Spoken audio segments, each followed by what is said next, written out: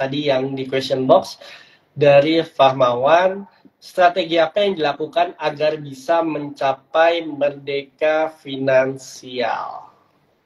Yang mungkin jawabannya sama kayak tadi ya Mas. Ini kan merdeka finansial kan sebenarnya konsep besar banget ya. Ini tuh yang nggak akan kita capai dalam waktu 5-10 tahun. Normalnya ya kalau tiba-tiba kita punya rumah kita kejatuhan meteorit yang bisa kita jual seharga 10 miliar, mungkin langsung merdeka finansial. Tapi kan nggak semua orang rumahnya kejatuhan meteorit yang bisa dijual dengan segitu mahal. Ya.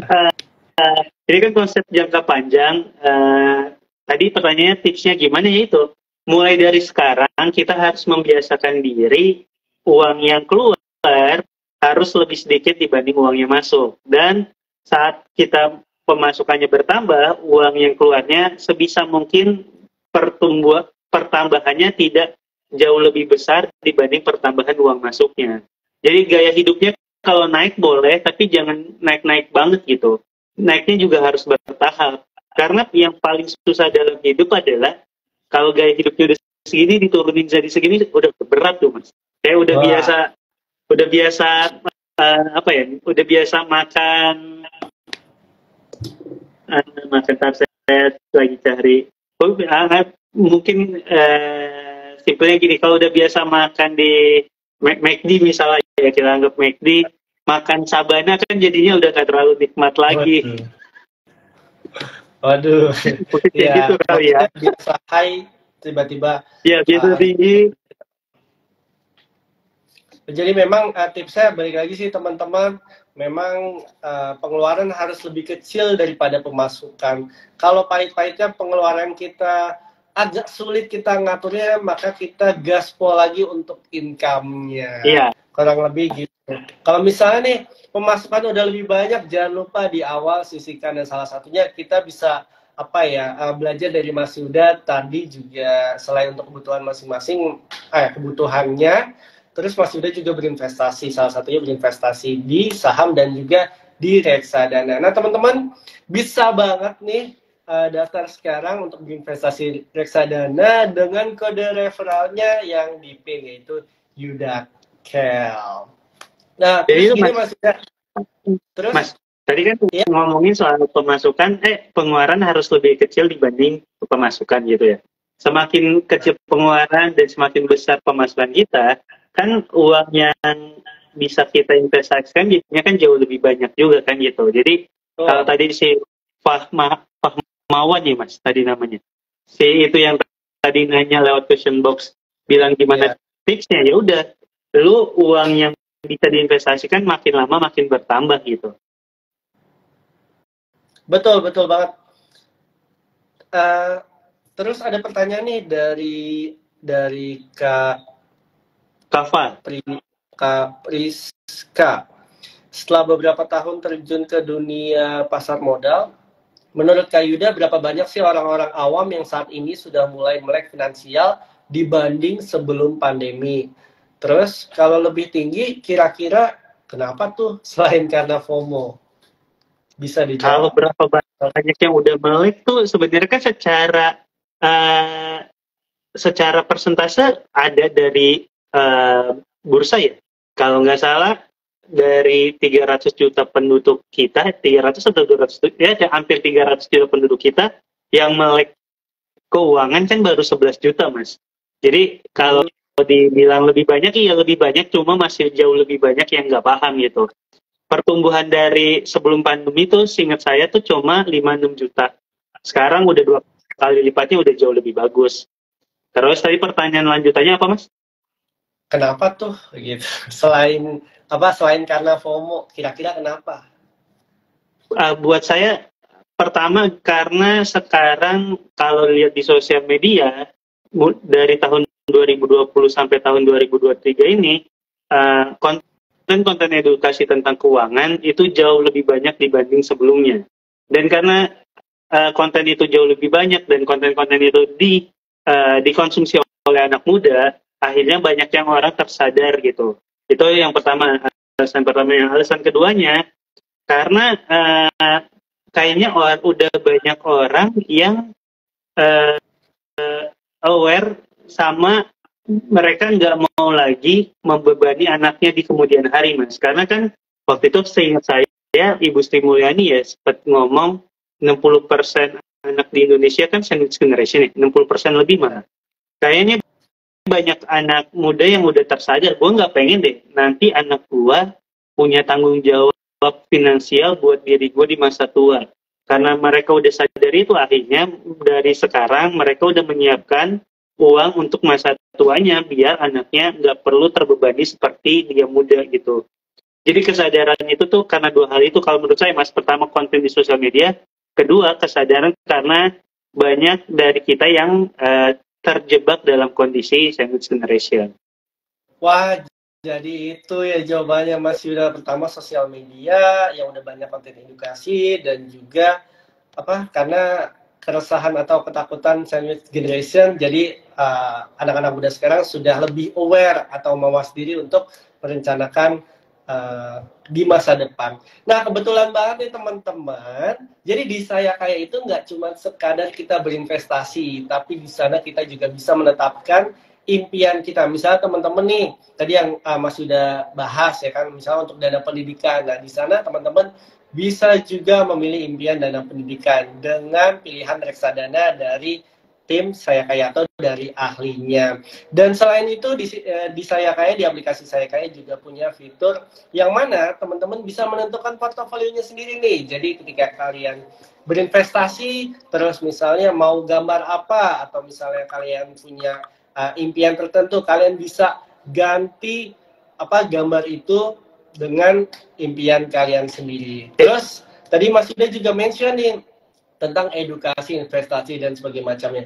Nah, sangat-sangat bisa dibilang bahwa Saya Kaya sendiri juga memiliki konten-konten edukasi. Bagaimana tahunya konten edukasi itu dan bagaimana caranya kita menemukannya? Teman-teman download aja aplikasi Saya Kaya. Setelah registrasi semuanya terpenuhi, kemudian pas sampai dashboard, teman-teman tinggal scroll ke bawah, ada artikel investasi di sana. Jadi memang sudah lengkap teman-teman di aplikasi Saya Kaya. Selain kita bisa teredukasi investasi, kita juga bisa berinvestasi langsung di beberapa kategori reksadana. Nah, jangan lupa untuk registrasinya teman-teman nih bisa nih menggunakan kode referralnya Mas Yuda Keling, yaitu Yudakel. Gokil. Nah, jadi gini teman-teman. Ini ada pertanyaan nih, Mas. Gimana? Gimana? Ada pertanyaan dari Kava_Nas. Investasi di saham sama reksadana worth it yang mana? Kalau untuk pertanyaan ini jawabannya tergantung sama profil resiko lo. Kalau profil resiko lo tinggi, mungkin saham jauh lebih cocok, tapi ingat dalam high risk high return gitu. Jadi kalau emang profil resiko lu mengedepankan resiko dibandingkan keuntungan, misal kayak gue, yang penting uang gue bertumbuhnya gak setinggi yang lain, gak apa-apa, tapi gak pengen kerugiannya sampai besar banget gitu ya. Mungkin kalau emang yang dikedepankan resikonya jauh lebih cocok di reksadana gitu, karena dari reksadana kan kita terdiversifikasi gitu kali ya, Mas. Ya, betul sekali Mas Yuda. Jadi memang kalau untuk investasi lebih baik saham atau reksadana saham, kita balik lagi tujuan investasi kita seperti apa. Nah, tadi sempat Mas Yuda mention nih di IG Live perbedaan antara reksadana saham dan juga saham. Jadi teman-teman, kalau saham itu misalnya kita beli saham X gitu ya. Terus pertumbuhannya lagi bagus, berarti saham X itu nilainya akan bertambah. Dan ketika pertumbuhannya agak lambat atau misalnya trennya lagi menurun, maka nilai saham X ini menurun. Nah, sedangkan di reksadana saham, misalnya teman-teman memilih reksadana saham produk A gitu.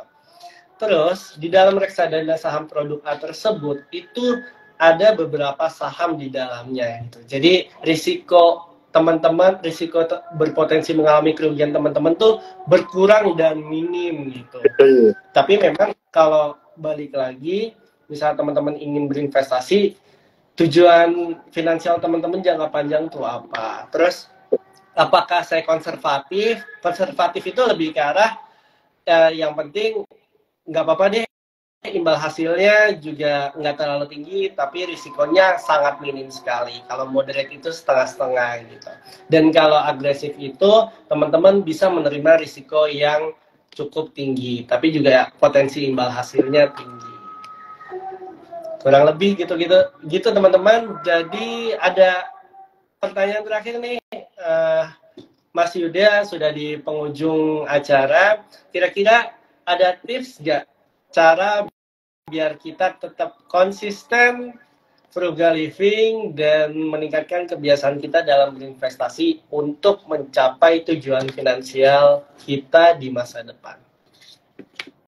Tipsnya ya, buat saya tuh kalau emang belum mulai berinvestasi, pertama tipsnya manage uang dengan jauh lebih baik. Tapi selain itu, yang kedua adalah perubahan itu jangan dibuat terlalu drastis dalam waktu singkat. Jadi biasanya perubahan-perubahan yang terlalu drastis dalam waktu singkat itu nggak bertahan lama. Dibuatnya bertahap dulu aja. Emang kalau misalkan sekarang ternyata pemasukan dan pengeluaran bedanya segini, jangan langsung dibedain segini. Jangan langsung nurunin pengeluarannya jadi segini gitu. Diturunin aja perlahan-perlahan. Karena kalau biasanya turunnya drastis, itu nggak akan bertahan lama.